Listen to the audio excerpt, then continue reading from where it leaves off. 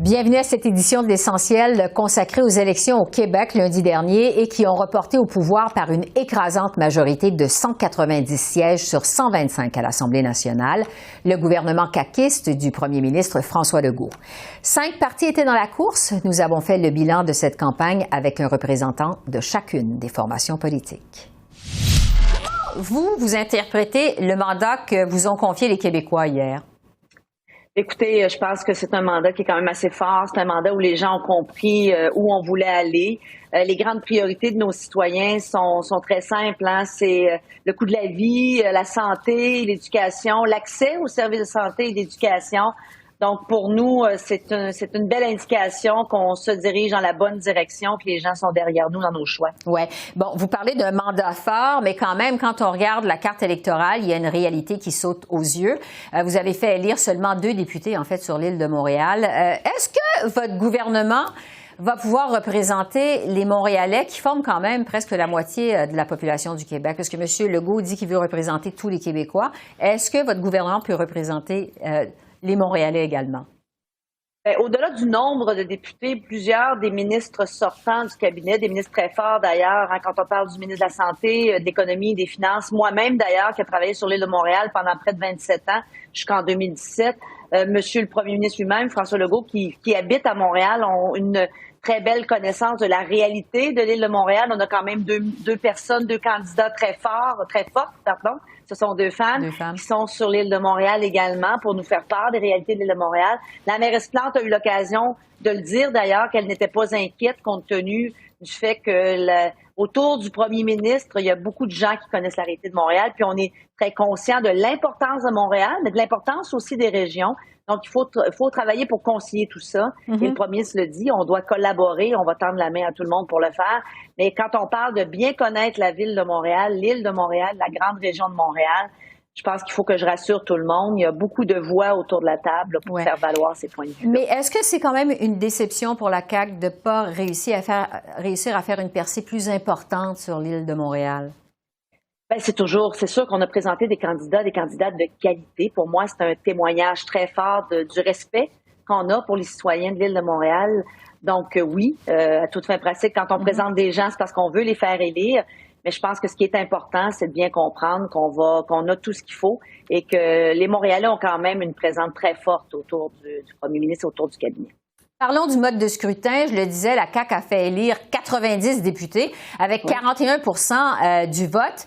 Avec 15 du vote, le Parti québécois a fait élire seulement 3 députés. Le chef du PQ parle d'ailleurs d'injustice.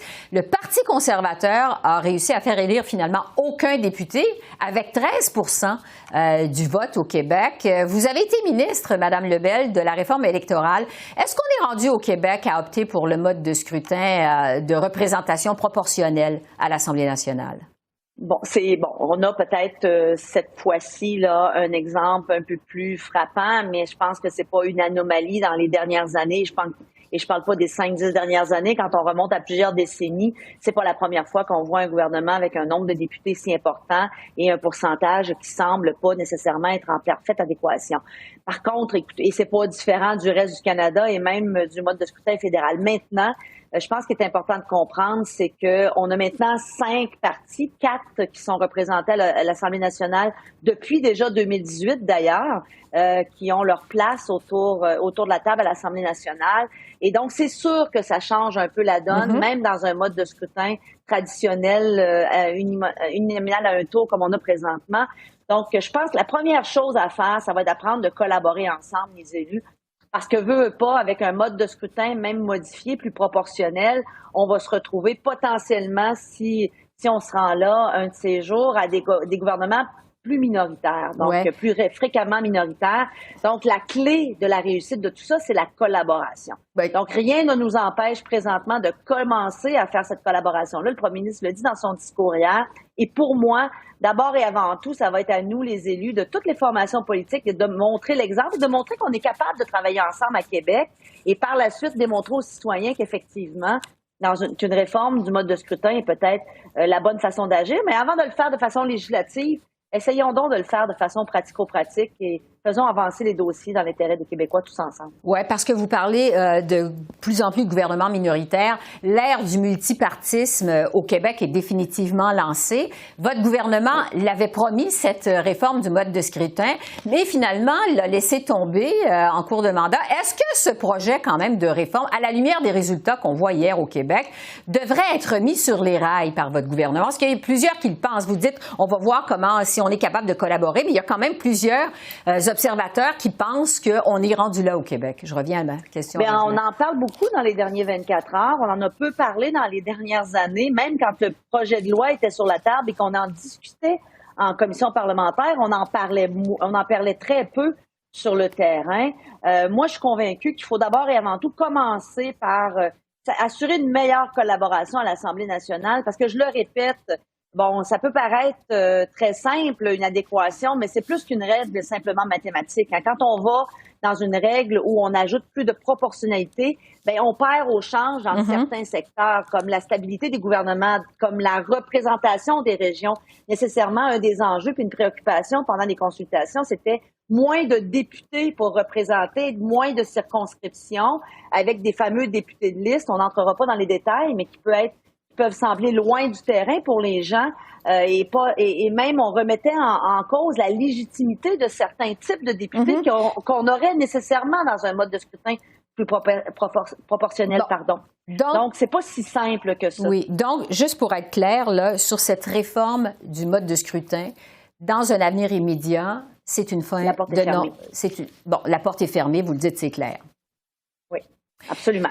Mais on peut mettre en application les principes, par contre, je pense, dans la collaboration. Ça m'amène à vous parler des relations Québec-Ottawa. L'une de vos revendications, on sait, c'est le rapatriement des pouvoirs, justement, en matière d'immigration.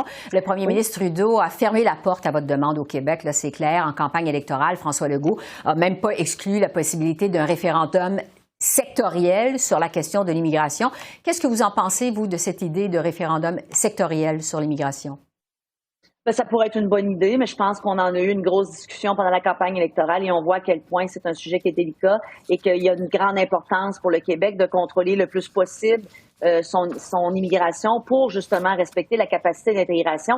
Et quand je dis ça, c'est toujours eu égard à la langue française et aussi égard aux enjeux qu'on a présentement de logement, de santé. Donc, les gens qu'on accueille sur notre territoire, bien, minimalement, il faut être capable de leur donner les services auxquels ils ont droit une fois qu'ils sont rendus chez nous et de faire en sorte qu'ils soient intégrés.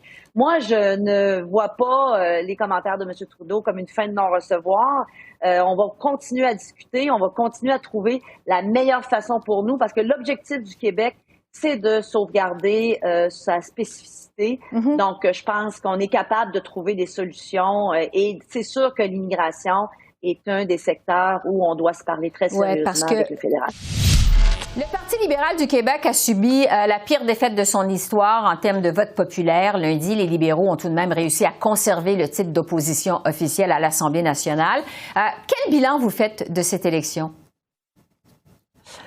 Bien, alors, il est clair qu'on avait plusieurs choses à présenter aux Québécois. Dès le départ, les gens nous disaient on va voir qui va être l'opposition officielle. On nous avait dit qu'on aurait 12, 14 comtés. Au final, on en a eu 21, donc on en est très satisfait. C'est sûr qu'on aurait aimé en avoir davantage, mais déjà, ça battait les pronostics qui étaient amenés et envisagés. Puis je vous dirais que tout au long de la campagne, le message important de rassembler les Québécois plutôt que de les diviser, c'est un message qu'on a martelé parce qu'il va demeurer hyper important maintenant et pour la suite des choses. Oui, vous dites on a battu les pronostics, n'empêche, les libéraux ont fait élire presque uniquement des députés dans la région de Montréal, sauf André Fortin, ici dans la circonscription de Pontiac, en Outaouais, presque uniquement dans des comtés anglophones. Il y a ça me permettre par rapport à ça, juste par rapport à ça, le commentaire par rapport à la prémisse, à votre prémisse là-dessus. Lorsque vous regardez tous les partis d'opposition, on reste celui qui a le plus de régions représentées, que ce soit par Laval, par Montréal, par la Montérégie, par l'Outaouais, avec des comtés qui, oui, sont aussi à teneur francophone. On n'a qu'à penser à Mille-Îles, on n'a qu'à penser à Vaudreuil. Mais la réalité là-dedans, c'est que on a, lorsqu'on se compare aux autres oppositions, les gens aiment dire que c'est Montréal. Ce n'est n'est pas uniquement Montréal. Et il faut se rappeler que la grande région de Montréal, c'est quand même 50 de la population. Oui. N'empêche, il y a seulement 6 des francophones au Québec qui ont voté libéral lundi soir dans des circonscriptions de l'Est du Québec. Le PLQ est même arrivé en 4e place. Qu'est-ce qui s'est passé, Madame Anglade, pour que les francophones décochent aussi majoritairement du PLQ dans cette élection? Je pense qu'il y a un gros travail de reconstruction qui doit se poursuivre, qu'on a entamé. Lorsqu'on regarde la composition de notre caucus aujourd'hui, il est très différent du dernier caucus. Il y a eu beaucoup de vétérans qui ont beaucoup contribué à la formation politique, qui ont quitté. Et le renouvellement, quand on disait le renouveau, les gens disaient, ben oui, mais il y a beaucoup de personnes qui partent, qui sont des personnes qui arrivent.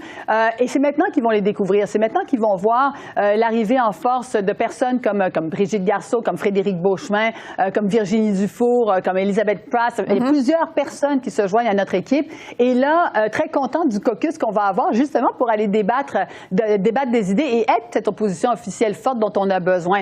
Alors, ce renouveau-là, ça prend un temps. Il faut le reconnaître que ça prend du temps. Il faut reconnaître qu'il y a encore du chemin à parcourir. Oui, parce que, vous parlez de travail de reconstruction.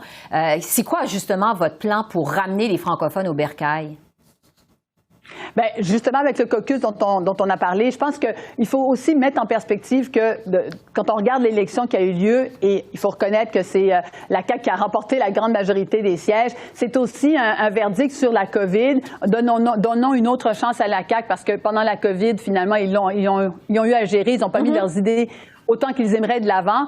Nous, ce qu'il va falloir continuer de faire, c'est être cette alternative face à la CAQ, une alternative qui non seulement se préoccupe des enjeux très concrets des gens, mais toute la question de l'économie, d'une économie moderne, avec la pénurie de main-d'œuvre qu'on reconnaît, qu'ils refusent de reconnaître de leur côté, avec la question de l'inclusion, où chaque personne, puis vous avez vu les débats de la fin de campagne, où chaque personne devrait avoir sa place au Québec, peu importe où il réside, peu importe la langue qu'il parle chez lui, et finalement un véritable projet de société sur la lutte au changement climatique. Tout ça, ce sont des enjeux qu'on va continuer de débattre à l'Assemblée nationale et qui vont demeurer porteurs. Les libéraux ont obtenu moins de votes que Québec solidaire et le Parti québécois, pris de façon évidemment séparée, ce qui ne vous empêche pas de former l'opposition officielle. Il y a plusieurs observateurs au Québec qui parlent de distorsion historique dans le système de votation. Est-ce que c'est le temps de changer le mode de scrutin proportionnel au Québec? Quelle est votre position là-dessus? Je pense qu'il faut avoir une grande ouverture par rapport à ça parce qu'il y a effectivement des distorsions. Il faut le reconnaître. Là, les distorsions, elles existent.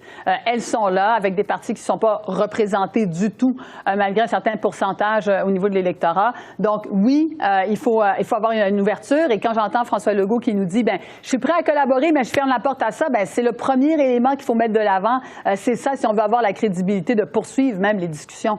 Parce que c'est un système qui vous avantage, là, qui vous permet d'être l'opposition officielle malgré votre piètre résultat en termes de vote populaire? Moi, là-dessus, j'aimerais rectifier un peu les choses parce que quand on regarde l'équilibre par rapport au système actuel, on est plus ou moins en équilibre en termes de nombre de députés versus les votes qu'on a eus. Il y a des distorsions d'abord et avant tout avec le gouvernement. C'est d'abord la plus grande des distorsions, et puis avec ceux qui ne sont pas du tout représentés. Mais si on veut régler ça, c'est une question il n'y a pas de système parfait, mais c'est une question de mode de scrutin à mettre de l'avant, c'est certain. Et de fermer la porte à ça d'entrée de jeu, c'est pas un grand signe de collaboration, vous l'admettrez avec moi. Ce que dit donc M. Legault d'emblée hier. Un mot sur votre avenir, Dominique Anglade, parce qu'on sait que le PLQ n'a pas beaucoup de patience avec ses chefs qui ne gagnent pas les élections. Il y a des spéculations à votre sujet. Vous parlez d'un immense travail de reconstruction à faire. Vous avez dit travail de reconstruction. Est-ce que vous avez l'intention de rester à la tête du parti pendant cette reconstruction? Oui, j'ai l'intention de rester à la tête du parti pendant cette reconstruction. En effet, il y a un travail qui a déjà été entamé et qui doit se poursuivre. Québec solidaire se battait pour l'opposition officielle, en fait, à l'Assemblée nationale, promettait de conquérir de nouvelles circonscriptions. Finalement, vous avez terminé avec un seul député de plus, un seul député supplémentaire. Jusqu'à quel point cette élection, elle est décevante pour Québec solidaire? On ne se cachera pas qu'on aurait souhaité avoir davantage de nouveaux collègues au caucus. C'est un fait. On a pensé un moment qu'on pouvait y arriver. Sauf que la vague caquiste était très forte, on va se le dire, même dans certains coins où on avait des candidatures extraordinaires. Je pense par exemple à Mélissa Généreux dans Saint-François, qui nous aurait fait une députée et qui aurait fait une députée extraordinaire à l'Assemblée nationale. La vague caquiste était telle qu'on a résisté. C'est déjà mieux que les autres partis de l'opposition. On a résisté, sauf dans Rouyn-Noranda-Témiscamingue. Ça, c'est une très, très grande tristesse. Là, je le dis à titre personnel, de perdre une collègue de la qualité d'Émilie Lessard-Terrien, et ça me brise le cœur. Mais on a tenu le coup. On a tenu le coup avec nos idées. Il aurait été probablement facile de tourner les coins ronds, de baisser les bras, surtout quand on s'est mis à nous attaquer de toutes sortes, notamment M. Legault, qui a beaucoup, beaucoup insisté sur Québec solidaire. Alors, on prend des notes pour la prochaine. Oui, parce que Québec solidaire avait créé la surprise lors de l'élection précédente en 2018 au Québec. Bon, une formation de gauche qui faisait élire 10 députés à l'Assemblée nationale, je le disais d'entrée de jeu, se présentait comme l'alternative à la CAQ. Qu'est-ce qui explique que Québec solidaire semble avoir perdu son élan, l'élan que vous aviez en 2018, selon vous? Ben, je suis pas tout à fait d'accord pour dire qu'on a perdu un élan. Le fait qu'on ait résisté, par exemple, à ce tsunami caquiste, parce que le nombre de députés de la CAQ autour de 90, on verra les derniers recomptages, là, mais on est autour, de 90 sur 125. De toute évidence, ça n'en laisse pas beaucoup pour les autres. C'est historique, c'est une vague historique. Alors, on a eu de l'eau probablement jusqu'à la taille, mais on s'est pas noyé, puis on a résisté dans les lieux où on était déjà élus. Moi, par exemple, dans Rosemont, j'ai doublé ma majorité. Ouais. C'est le cas d'à peu près tous mes collègues. Christine Labrie, dans Sherbrooke, malgré une fronde, une attaque là, de la CAQ frontale, avec beaucoup, beaucoup d'efforts, avec une candidate vedette. Hier encore, M. Legault faisait des téléphones dans Jean Lesage, ça c'est à Québec, pour essayer de déloger mon collègue Sol Zanetti, qui a tenu bon, puis qui est encore député ce matin. Alors, ce soir, je devrais dire, alors c'est quand même une performance notable, et puis on est là. Puis surtout, on a, pour la plupart d'entre nous, 4 ans d'expérience derrière la cravate. Alors, on sera une opposition très féroce à l'Assemblée nationale. À la suite des résultats électoraux hier, votre chef Gabriel Nadeau-Dubois a dit que la démocratie est malade et qu'il faut relancer le débat sur le mode de scrutin au Québec. Ça fait longtemps qu'on en parle d'ailleurs. François Legault dit que ça fait pas partie de ses priorités, ça fait pas partie des priorités des Québécois. On vient d'entendre Sonia Lebel, la ministre sortante des institutions démocratiques, carrément exclure l'idée d'une réforme du mode de scrutin. Votre réaction à ça? Pourtant, François Legault s'est engagé à le faire. Personne ne l'obligeait à signer ce papier avec le mouvement Démocratie Nouvelle, et il l'a signé, le papier. Il s'était engagé avec les autres chefs, comme la plupart des autres chefs avant lui d'ailleurs, des anciens premiers ministres, et il ne l'a pas fait. Non seulement il a dit que c'est plus sur la table puis que ça l'intéresse pas, mais il a dit aussi pendant la campagne électorale que c'était l'affaire de quelques intellectuels au Québec.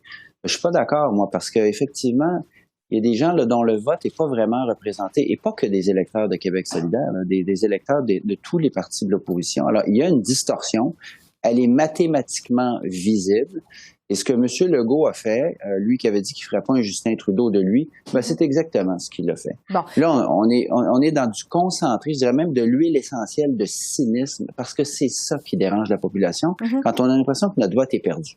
Bien, il faut aller plus vite, Vincent Marissal. Je veux vous entendre sur l'environnement parce que c'était une de vos priorités à Québec solidaire en campagne.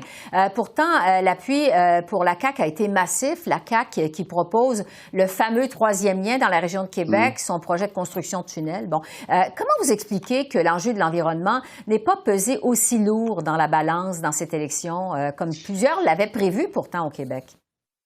Ben, parce que notamment, il y avait un immense nuage sur la tête de tout le monde au Québec et partout d'ailleurs. C'est l'inflation qui est venue chasser l'enjeu de l'environnement. On aurait pu parler de santé aussi, d'éducation. On en a finalement assez peu parlé. Et je comprends pourquoi l'inflation est devenue assez obnubilante pour la population du Québec. Mais on sera là, hein. On sera là dès qu'on retourne à l'Assemblée nationale et on en reparlera du 3e lien, Mme Bégin. Moi, je persiste à croire que M. Legault reculera là-dessus, notamment parce que les maires ne sont pas d'accord. À suivre. Votre chef, en terminant, Gabriel Nadeau-Dubois, a répété dans son discours de victoire que la lutte au changement climatique ne peut pas attendre 4 ans, que c'est dans le prochain mandat que ça passe ou que ça casse, que ça prend des gestes concrets, en fait, maintenant. Quel est le premier geste que le premier ministre Legault devrait poser en matière d'environnement et qui pourrait plaire à Québec solidaire? M. Legault s'est engagé hier soir à consulter les chefs de l'opposition. Nous avons une plateforme environnementale qui est sérieuse, qui a été réfléchie, qui a été avalisée par des experts. M. Legault, il n'a pas fait ses devoirs en environnement, il a un grand retard. Nous sommes disponibles et totalement disposés à lui donner de très bonnes idées dans notre programme, mais il faut d'abord qu'il consulte. Il s'est engagé à le faire hier. Le Parti québécois a recueilli 15 de la faveur populaire lors de cette élection, mais n'a fait qu'élire que 3 députés à l'Assemblée nationale. En fait, c'est le pire résultat pour votre parti depuis sa fondation en 1968. Vous n'avez même plus le statut de parti officiel à l'Assemblée nationale. Je vous demanderai d'abord quel bilan vous faites de la campagne du PQ? Ben écoutez, il faut voir d'où on partait suite aux élections de 2018 et les 2 années qui ont suivi. On a dû réorganiser le parti, modifier les statuts. On a dû aussi élire un chef et lorsqu'on commençait la campagne électorale, ben on nous donnait 9% des suffrages dans les sondages. Donc, on a pu développer une campagne positive. On a voulu être vrai, s'assumer véritablement comme indépendantiste, souverainiste, mais aussi avec des propositions en matière de justice sociale et ainsi de suite. Une campagne positive, authentique, menée par Paul Saint-Pierre Plamondon. Et on est le seul parti véritablement à avoir fait des gains appréciables au cours de la campagne électorale. Oui, mais quand même... Quand même, vous avez perdu des châteaux forts. Là, je pense à Jonquière, Gaspé, sur la Côte-Nord. Ça a été quoi votre réaction quand vous avez vu ça? Ben, on est certainement déçus. Évidemment, on voit les distorsions aussi du système électoral actuel qui nous donne davantage de votes au suffrage général que le Parti libéral qui remporte 21 circonscriptions. Nous, on n'en remporte que 3. Mais disons que si on regarde le chemin parcouru au cours des 6 dernières semaines, on est satisfait. Maintenant, les résultats nous déçoivent, bien entendu. Il y a des bonnes candidatures qui, malheureusement, n'ont pas réussi à dominer dans la vague caquiste à laquelle on a dû faire face, comme les autres partis d'opposition. Ouais. Vous parlez du mode de scrutin. Parlons-en justement. Dans son discours post-électoral, votre chef, M. Saint-Pierre Plamondon, a dit que c'est pas normal qu'un parti politique qui récolte justement 15% des votes à une élection n'ait pas plus que 3% des sièges à l'Assemblée nationale. Il y a plusieurs observateurs au Québec qui parlent, vous venez de le dire, de distorsion historique. Est-ce qu'au Québec, justement, on en est rendu à réformer le mode de scrutin? Ben, en fait, on devait le faire. Souvenez-vous, il y avait une entente entre les différents partis, entente qu'a signée François Legault. Il a même déposé un projet de loi pour mettre en place un système électoral avec une proportionnelle et il a renié sa promesse. Mais on en voit les résultats aujourd'hui. Alors oui, évidemment, on est mûr et je pense que il y a bien des Québécois qui s'en rendent compte aujourd'hui. Il y a 60% des gens, évidemment, qui ont voté pour un autre parti que la CAQ et qui sont largement sous-représentés maintenant et au cours des 4 prochaines années. C'est assez dramatique pour la démocratie québécoise et moi, je pense qu'il y a un risque de décrochage puis de cynisme galopant qu'on pourra constater si on s'attaque pas à ce problème-là. Oui, mais bon, vous dites si on s'attaque pas à ce problème-là, on sait que François Legault a déjà fermé la porte à double tour, je dirais, à une réforme éventuelle du scrutin au Québec. Au PQ, vous demandez une reconnaissance officielle des autres partis. Est-ce que vous avez senti une ouverture de la part justement des autres partis à l'Assemblée nationale?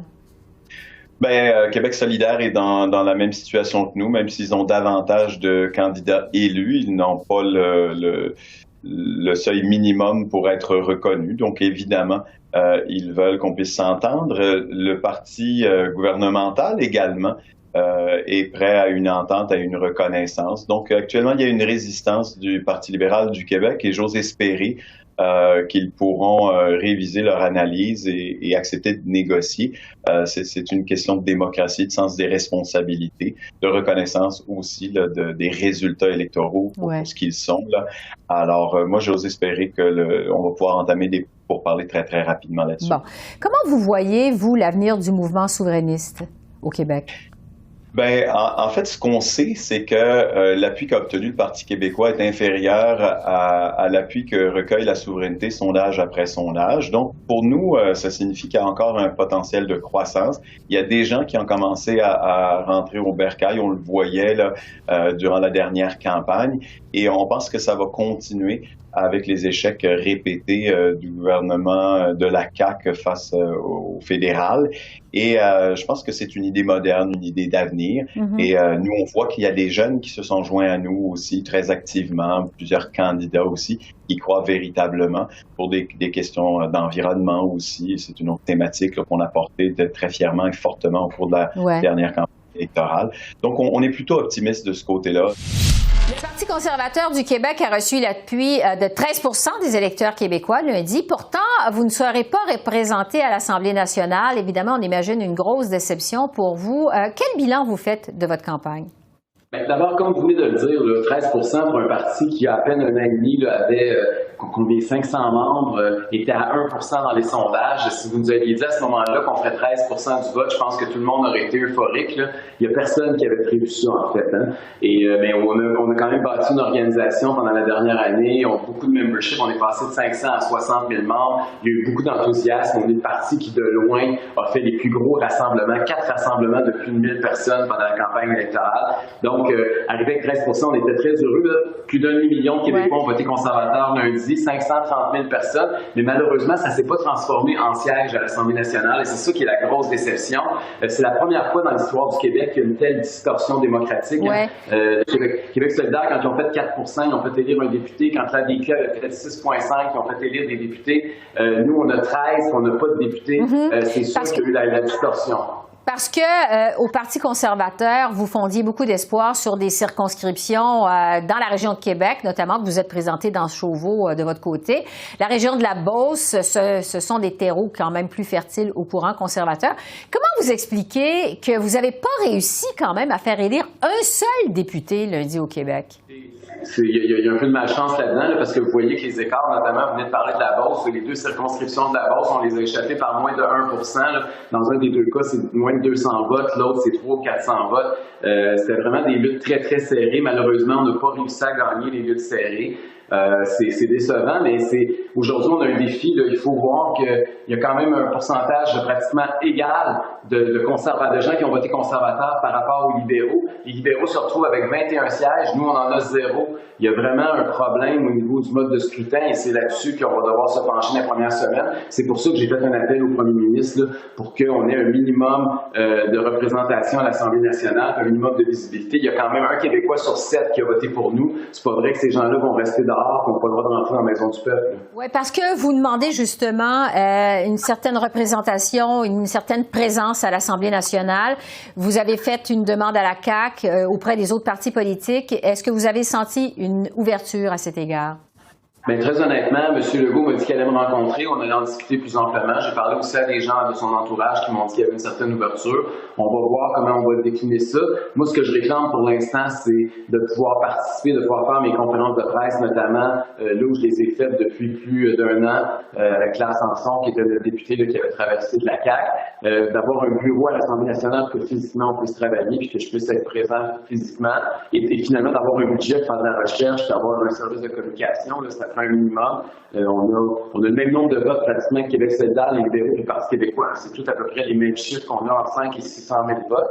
Et ça serait complètement ridicule que nous, on n'ait rien et que tous les autres partagent l'assiette. Parlons de la scène fédérale. Je vais vous entendre sur Maxime Bernier parce que sur Twitter, M. Bernier, qui est c'est le chef du Parti populaire du Canada, vous a félicité pour vos résultats électoraux lundi soir. Bon, on le voit, il vous a écrit « Nos idées continuent de faire du chemin ». Est-ce que, en effet, vous partagez les idées de Maxime Bernier, la vision politique de M. Bernier? Ben écoutez, moi j'ai pas d'affiliation fédérale. Le Parti conservateur du Québec est indépendant du Parti conservateur du Canada. Cela étant dit, autant Maxime Bernier que Pierre Poilievre sont des personnes avec qui j'ai déjà travaillé, que je connais très bien. Les deux font la promotion aussi de la liberté sur la scène fédérale, qui est chère aussi aux conservateurs québécois. Moi personnellement, je suis membre du Parti conservateur du Canada. Depuis de très nombreuses années. Donc, j'ai pas d'affinité directement avec le Parti populaire, mais je connais bien Maxime Bernier. Je sais qu'il y a certains militants qui l'apprécient beaucoup, mais on n'a pas de lien organique. Alors voilà, c'est là-dessus que se termine notre émission consacrée aux élections au Québec. Esther Bégin qui vous remercie d'être à l'antenne de CEPAC, la chaîne d'affaires publiques par câble. Je vous souhaite une excellente fin de semaine et je vous dis à bientôt. Au revoir.